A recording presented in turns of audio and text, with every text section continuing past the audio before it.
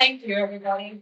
And thank you, Allison, for the introduction, as well as the opportunity to get to celebrate Jerry Lewis, who was an incredible mentor to me when I started at Kent State.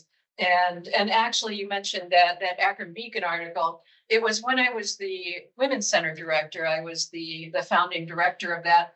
And I actually got called into an administrator's office over what I said in that article, because I talked about how that wave of feminism not only were women interested in equality and finding jobs and political equality, but we're also interested in equality in the bed and having sexual pleasure, and so I got invited for a talk with my supervisor about that. So so I when you sent that to me, I had to laugh because that has stayed with me. But it is an honor to be able to talk to you as we're launching this exhibition about the legacy of Jerry Lewis as it pertains to the faculty marshals. And I'm glad you mentioned the protest that's going on. I have one marshal here in the audience with me. The others are out there, just doing their marshaling, and so we are an active volunteer group. And what I wanted to do today is to provide a little bit of background about the program, and to also be talking a bit about how it is that Jerry influenced this. And throughout, I'm going to be telling some stories about Jerry as well. So it's going to be part dry history and part personal stories. There's again who I am. And you'll notice I've been a faculty marshal since 1998. And I actually was a beneficiary of training by Jerry. And there's a fabulous picture that'll come up later in the slideshow that I was really happy to find, because I really remembered that training quite well. What I wanted to start off with is sharing with you what the current charge of the marshals is, because I think at times it has evolved and changed, and people are often wondering, what it is we do.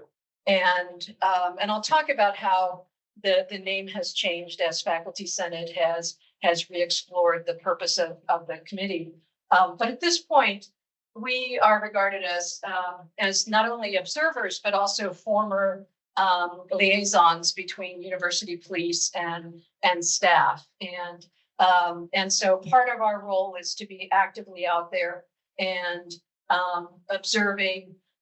We also, and this is largely thanks to Jerry Lewis's influence, we will in nonviolent, careful ways intervene if needed to try to stop violence and stop arrests. And we also provide information back to Faculty Senate, reporting on how it is that university administration, university police are acting during protests, and working to make sure that we have policies in place and actions in place to protect student free speech. Primarily what our reason for existence is to preserve the rights of students to have free speech on our university campus. And I think in this moment that we're in right now politically, we realize how vulnerable these rights are. And I think that Jerry Lewis and others who were involved in the early stages of faculty marshals were very critically engaged in creating an environment and culture at Kent State that has really worked to maintain a focus on the free speech of students. The other thing that I think is important to talk about with faculty marshals is that we are faculty. And I see many faculty in this room and emeriti faculty in this room. And we are people and teachers as well, who have been really committed to understanding the role of teaching in free speech. And so, on one hand, we are engaged in being out there with the protests, but we're also engaged in educating our students about their rights and encouraging students to really demonstrate their free speech rights, their constitutional rights, and ensuring that that there is the guidance that's needed. I also want to give a nod to my colleagues in the School of Peace and Conflict Studies. Dina has our fabulous shirt on right now, because we are another one of the living legacies of May 4th. And so, we have been actively involved as well in working to maintain the rights of students and others to engage in rights to protest. These are the current faculty marshals. There's not many of us. And if anyone in this room is an active faculty member who would like to join us, we would love to have you join us. I think, we have kind of struggled at Kent State University to have faculty engagement because we're so preoccupied with many, many other things that are happening: budget cuts, increased responsibilities, increased challenges. And so, I do want you to know that everybody on this list are faculty from around the campus who really strive to volunteer their time to, again, protect and preserve the rights of students. I want to start with a brief history of the faculty marshals. And it goes back a little bit before May 4th. And so where we have the start is in April of 1970. And there was a faculty member in sociology, the same department of Jerry Lewis, who basically reached out to other sociologists asking if individuals would be interested in being faculty observers for a planned trip to Washington that was going to be protesting the war. And you'll note significantly the date of May 9th was the planned protest. And the reason that Frank reached out to members in sociology was that, as himself being a trained sociologist, he was looking for faculty who had trained observational skills. And Jerry himself was a scholar of crowd behavior and the dynamics that happen when people are working in a group. And, he reached out to his peer group knowing that those were individuals who would have those skills. Now, as we well know, there were then other faculty from other departments who did join up with the faculty observers, but that was Frank's intention. And among those was Jerry Lewis, who was a colleague in sociology. And Jerry has been credited, as well as people like Glenn Frank, with saving lives on May 4th, 1970. And so the reason that there were trained faculty marshals out there on May 4th was that they already had had their trainings in preparation for accompanying students to Washington, D.C. And like now, there weren't very many faculty marshals on that day, and so they were spread out. And Jerry was just outside of this building in the parking lot where students fell and died. On May 4th, geology professor Glenn Frank who was in charge of the faculty marshals. And again, if you haven't seen the exhibition and seen the video, I really encourage you to do so. I cry every time I hear Glenn leading to the students.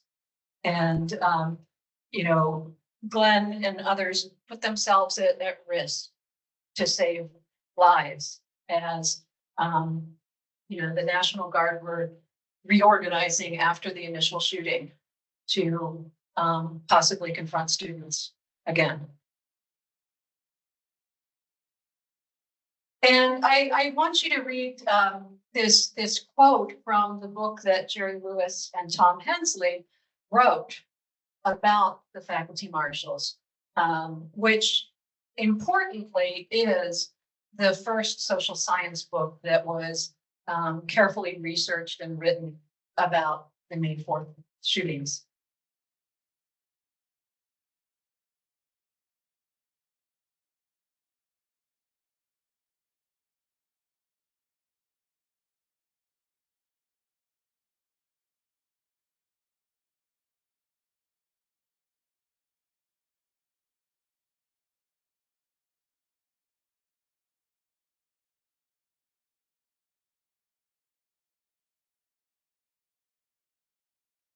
And among the reasons I included this in the slideshow is to also be acknowledging that beyond being a faculty marshal, beyond being there that day, Jerry Lewis was significantly involved in the ongoing decades-long struggle to maintain and preserve the history and legacy of May 4th.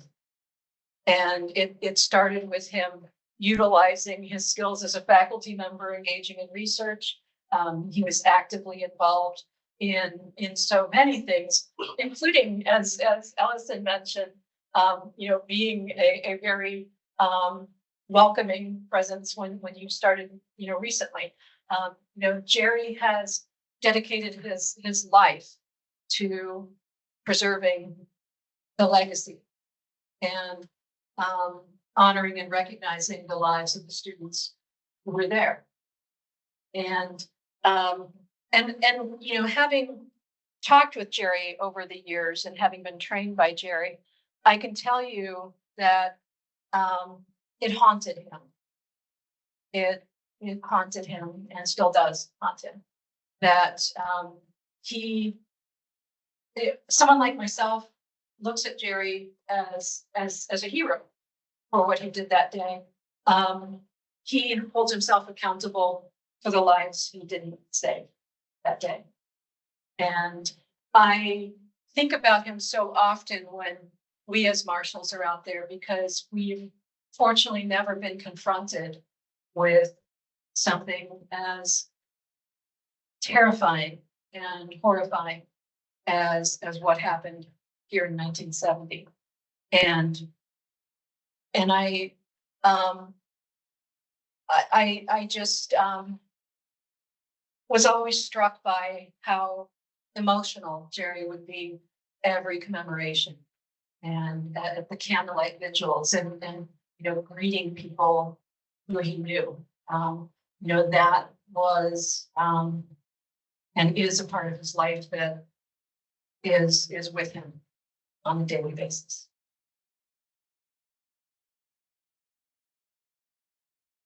An important way that the faculty marshal program extended was that by the middle of May, President of Kent State University, White, created a special commission that was in response to the shootings, the Commission to Implement a Commitment to Nonviolence.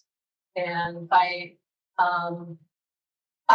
think that it's really important to look at that language, the language of nonviolence, the recognition that we can have disagreements and protests and conflicts at a university and use methods other than violence.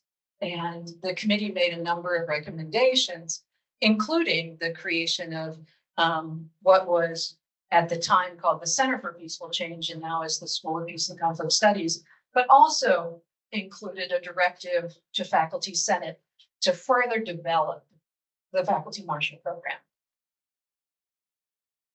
And this is the little section of what was named in this. And what we see here is that, I'll read this one since the letters are a bit smaller, to establish minimal conditions and procedures necessary to guarantee freedom of speech and academic freedom in a nonviolent atmosphere under which we could recommend that the university be reopened and kept open.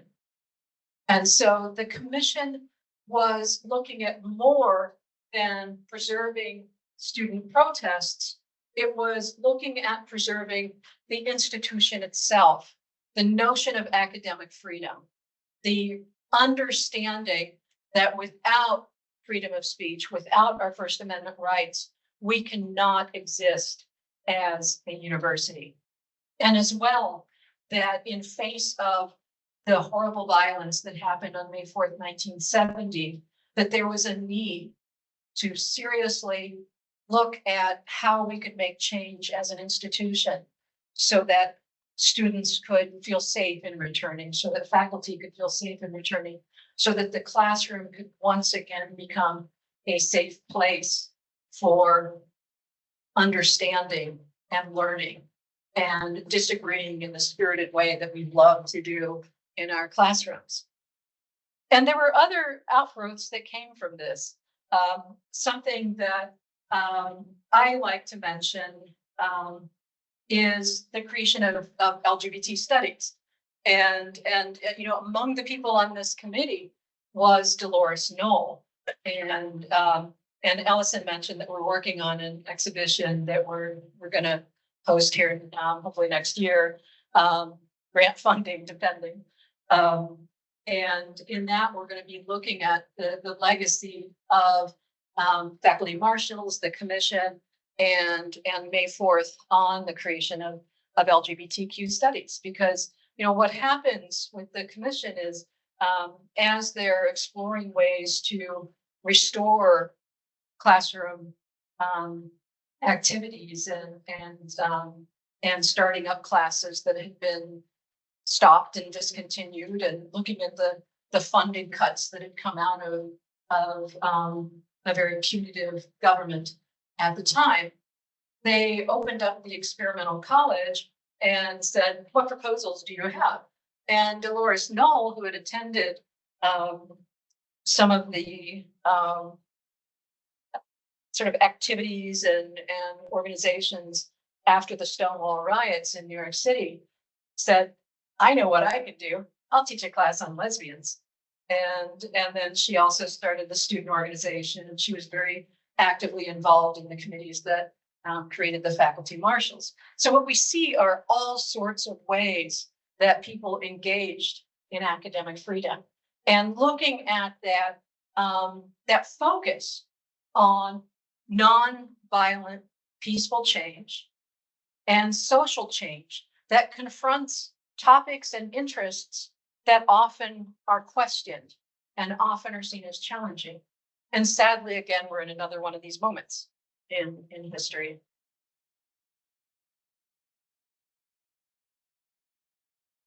The Faculty Senate, when they took up the charge of the administration, decided to change the name to Faculty Observers. And their reason for that was they felt that Marshall represented law enforcement, it represented violence, structural violence, and they wanted to have another term. And so Faculty Senate renamed the faculty marshals to be faculty observers. Now, something I will tell you is when I started in 1998, we all were using the term faculty marshals because Jerry used that language. And, you know, Jerry was very adamant that we were not observers. You know, he said observing is passive. You know, we are active, engaged individuals upholding the rights of our students to peacefully speak out. And so Jerry always maintained the language of faculty marshals. And what you also saw was that the document in 1972 really limited what the observers were supposed to do. Now, again, having been trained by Jerry, I can tell you that that was not the perspective of those of us who were volunteers at the time. What we see in 1977 is the faculty observers coming out in larger numbers and in constant activity during the tent city occupation of campus. And that was the response to protesting the building of the gym annex on sacred ground in a way that really disturbs the site and in some ways reinforces the ideas that the Guard put forward that they could have been trapped. And so like when you visit the site now, it looks like their back could have been to something, but that something was not there in 1970. And so there was efforts to not have the gym annex put there. And during the occupation, the faculty observers were there. After that time, there really wasn't much that was happening for a long time. And so what you largely saw were faculty observers coming out mostly during the candlelight vigil and the May 4th commemorations. But in 1991, what we see is that the university administration itself asks for the observers to be reconvened. And so this is President Michael Schwartz, and this was the Gulf War. And there were a number of outside organizations, both pro and anti-war, that had decided to come to Kent State to again, use the location, use the history of our university to make statements about the Gulf War. And so Michael Schwartz asked for the organization to be reconvened. And what we see here in a Kent Stater article is, Jerry Lewis, who says that, making a differentiation between peace marshals and faculty observers. And, and here we see him publicly saying that observers just report back and really defining that. Throughout the 1990s, 2000, 2010, what we see is faculty observers began to work more collaboratively with the University Police Services, as well as staff observers who work now alongside, with us. And that, what we saw in this era was Jerry Lewis and others really influencing a lot of policy change and really getting, with Michael Schwartz reaching out, prior to that, there'd been a lot of hostility towards May 4th activists and other protesters from the administration. And Michael Schwartz was basically acknowledging that protest was essential to students' freedoms here and essential to maintaining the legacy of our institution. And so what we began to see was encouragement of staff and police to be working more closely in supporting students. And to this day, that is how we work together, is very, very closely. Jerry Lewis by then was retired as an emeriti, but was still marshaling and training. And I remember actually it was after 9/11, there were some pretty large protests that were happening.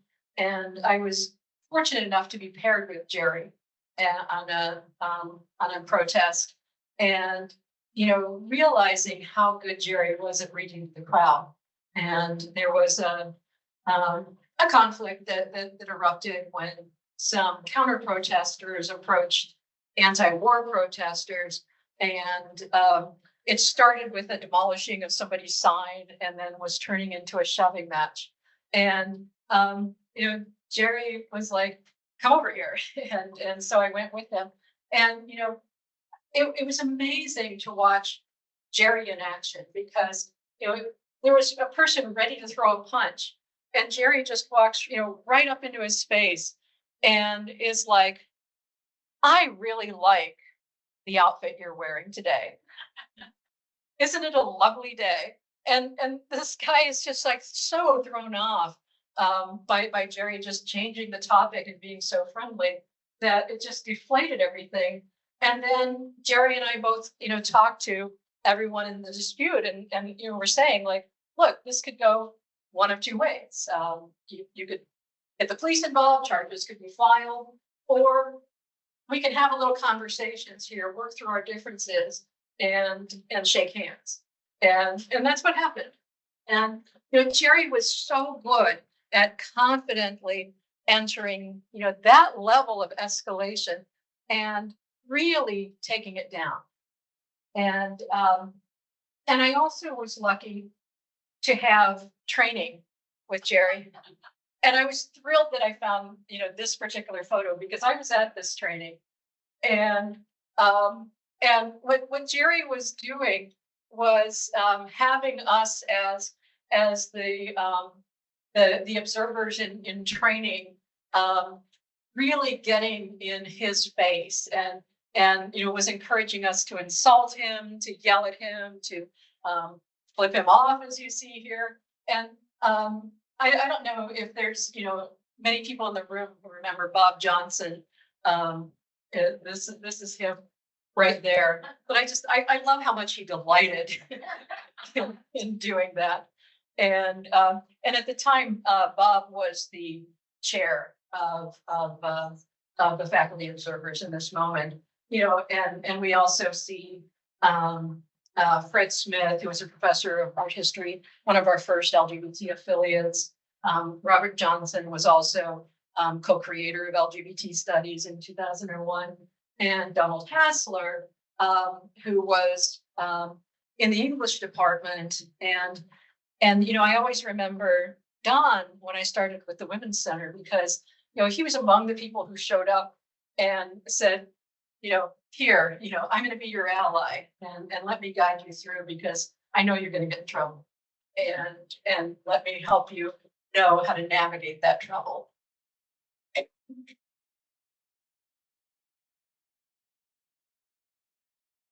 And when we look at changes, so what happens in the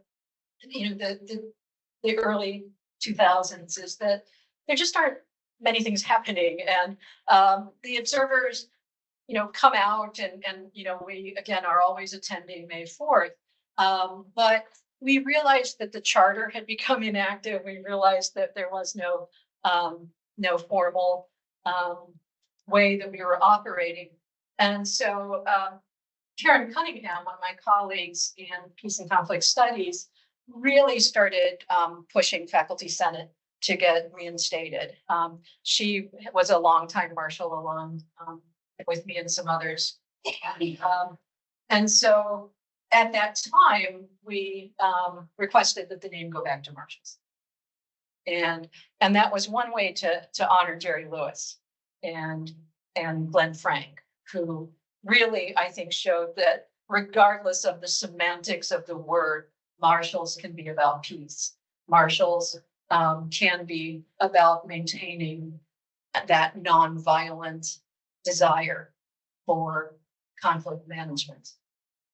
And so what we did at that time as well was also, formalize that we are an official liaison. And so among the things we do now is we, after different protests, we'll write up a report pulling together everything that faculty marshals observed and noting what the administration's response was, what police responses were, and making any recommendations we can to how things can be done differently and better in the future.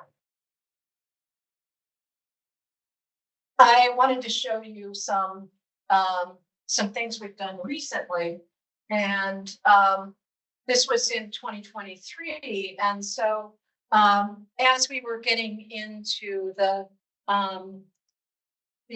violence in Gaza and the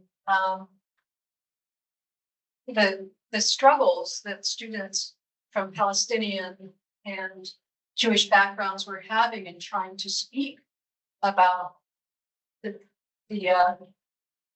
struggles in Gaza, we were asked to participate by the School of Peace and Conflict Studies and observe that dialogue. And it was something that allowed students who felt uncomfortable about coming into a space where they knew there was going to be debate to enter into that. And this is obviously here in this room. The reason the chairs are empty is that, and Lisa knows this because you were one of the people covering it, is that students had requested not to appear in any of the photos. So we took a photo of the setup, and then this is my colleague Tats, who's leading one of the sessions.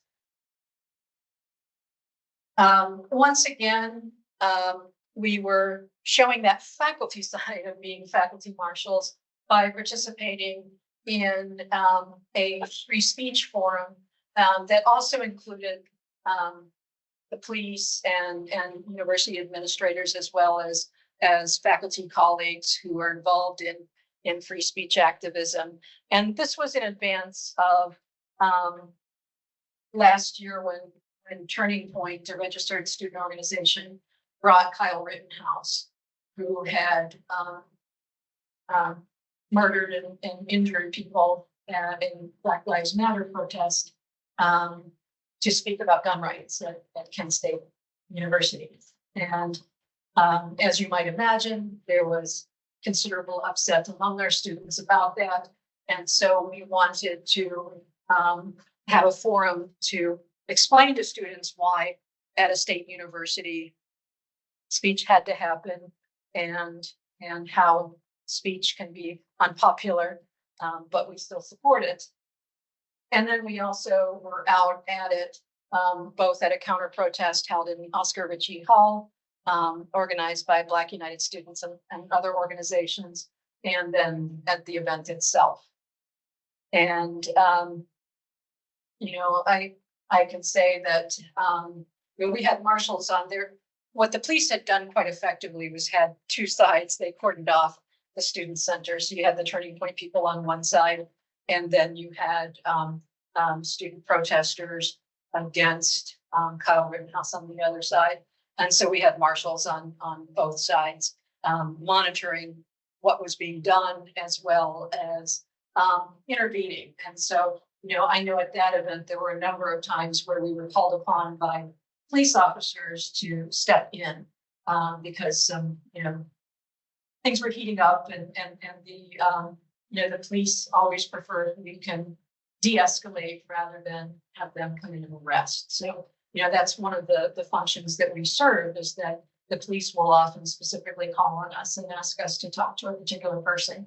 And typically what we're doing is letting them know if you repeat this thing you just did, the next time you will be arrested. So let's find a way for this not to happen. And it worked. There were no arrests. Again, we, as always, we show up on May 4th, and this past year, there were organized protests by our students protesting the military attacks in Gaza. And among the things that we were doing was making sure that there were buffer zones between students on other sides, and making sure that regardless of where a student themselves or member of the public was standing on their opinions about Israel and Gaza, that they had a right to be there, a right to speak. And so there were various points that day where, as marshals, we were standing in between two groups and discouraging. So I remember talking to the person right here who was starting to approach another group, and again we were able to say, like, look, you have every right to be here, but do know that if you continue in this direction, there's some things that might happen. And so those are some of the things we do. And this is what's happening today. And so what we have today, I'm sure many of you are aware of Senate Bill 1 that, let's see, what is it, 2 o'clock, they're going to supposedly vote on it. And this might be a bill that, it effectively is destroying a lot of academic freedom here in the state. It might be effectively destroying how faculty organize and represent themselves. It might effectively be destroying how it is that our well-established offices that support and care for minority students can exist. And so there was a student walkout for classes today at noon, and they presumably are still out there on, okay, they are on Blanket Hill, and as I mentioned, solidarity is welcome.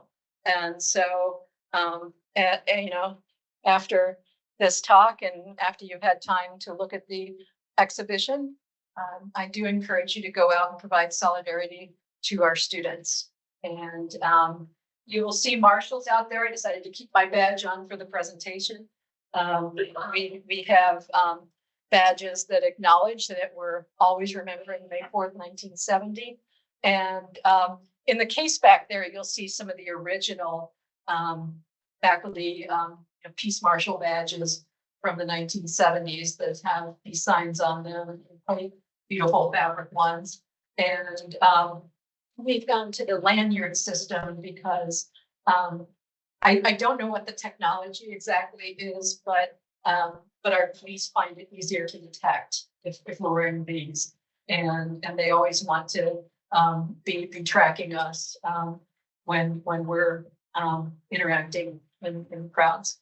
And so, as Allison said, I think it's really fitting that as we're here today honoring Jerry Lewis, we're here today honoring the legacy of the faculty marshals, that we have our students doing what students are so good at, standing up for their rights, standing up for our rights, and really, working to make sure that even in these very, very difficult moments where our federal government is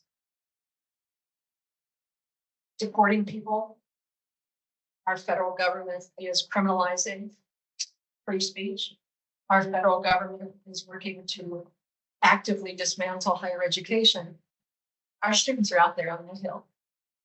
And I think there's no better legacy to Jerry Lewis and to the faculty marshals than those students out there. So thank you.